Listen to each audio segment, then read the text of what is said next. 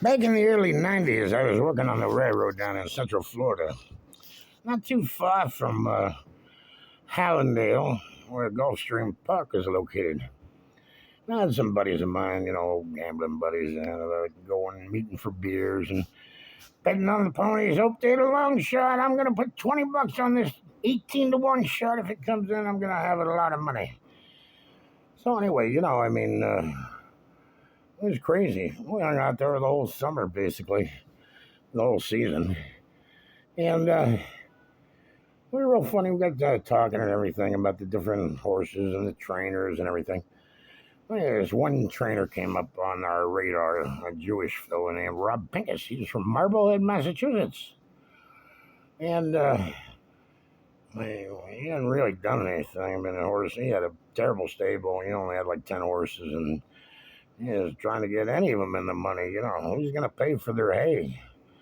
Well, anyway, we heard a story that Pincus had set up a race for one of his horses he'd been training for a year and a half. Horse had never been in the money. He looked terrible on paper. Had like 6 races. Hadn't even broke his maiden. And, he's always 6th or 7th, and just not anybody you want to invest money in. We heard the race was going to be rigged. Oh, man, we got on this story big time. So we all spread out and we all had our different sources and stuff. We started chatting this up all around the track. And it turns out Pincus let all his Jewish buddies at the temple know that he had a live one coming in another week. And everybody was going to get on it and cash in. Well, the horse's name was Oy Vey.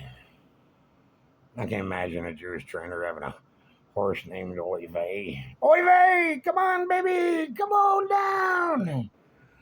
Well, so we knew the fix was in. He had this horse so doped up that he was probably flying higher than the aliens in outer space. He's coming down to the starting gate, and he's sweating. He's all wet, his rear's all sweated up. Looked great, I think the guy, the little horse was suffering, A young colt. He just didn't hit his 3-year-old's status.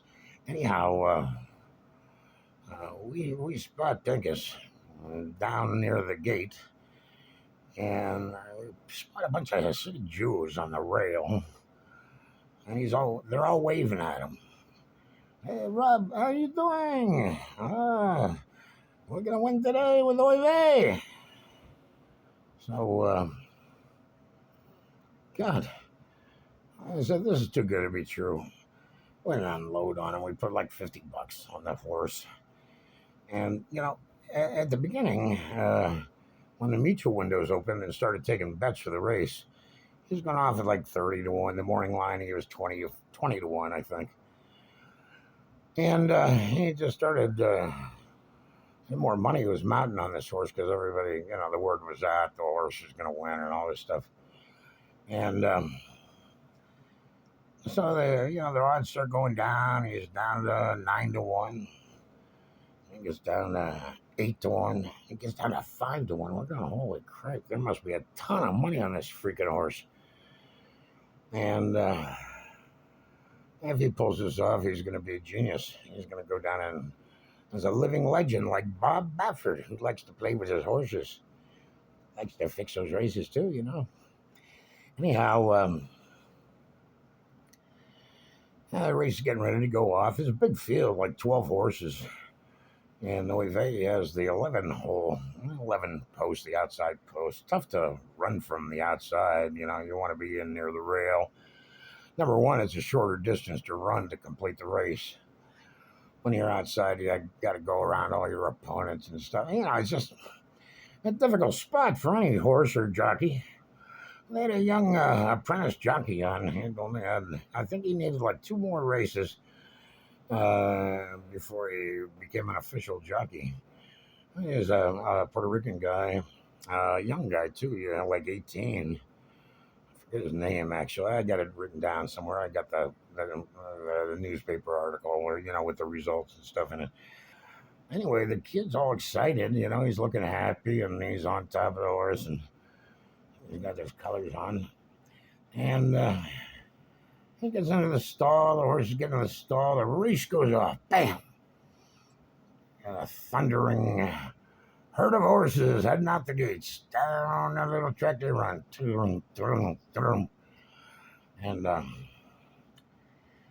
all these Jewish guys who were on the rail, this was Pegasus buddies, from the temple.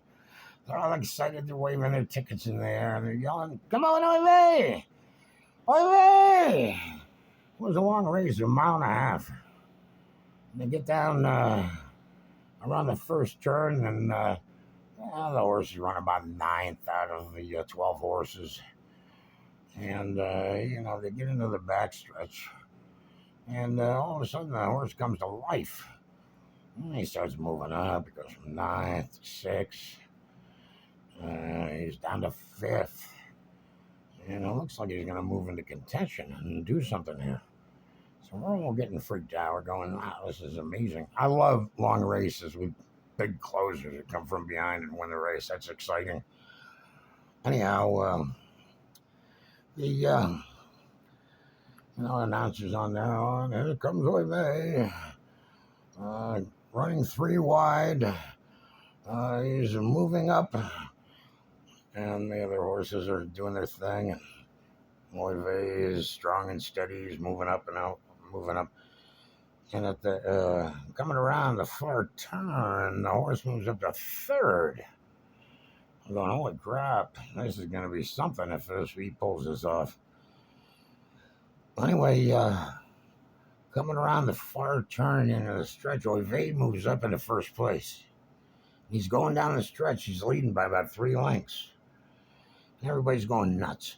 Oy Vey, come on! They're waving their tickets in the air and everything, Oy Vey, come on, baby, make me rich. And coming down the stretch, they got about a furlong to go. All of a sudden, another horse comes out of the clouds. Another bomb, a long shot, comes out, and he's riding on Oy Vey's tail. The next thing you know, as they're coming down towards the finish line, the long shot overtakes Oy Vey, and Oy Vey loses by a neck. It was so funny to watch these guys with their tickets in the air yelling, Oy Vey, come on, we need a new temple. They borrowed money from their retirement funds just to put it on the horse. Stupid assholes. Anyway, I thought it was the greatest bit of comedy I'd ever seen. I thought it was so funny. It still makes me laugh today.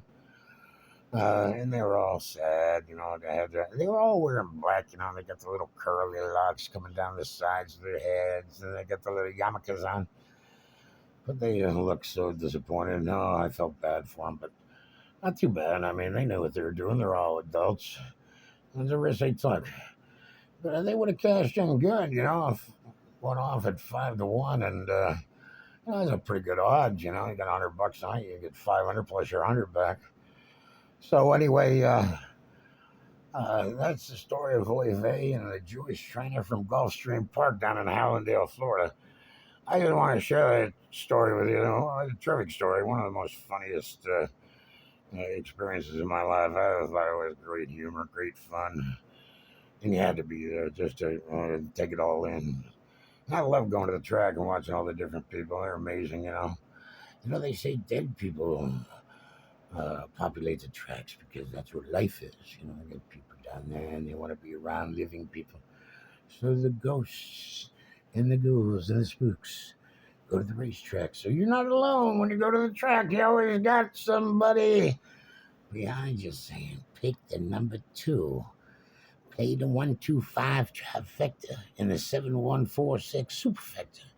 And then you'll be rich. Oh, if it was that easy. Listen, little babies, have fun.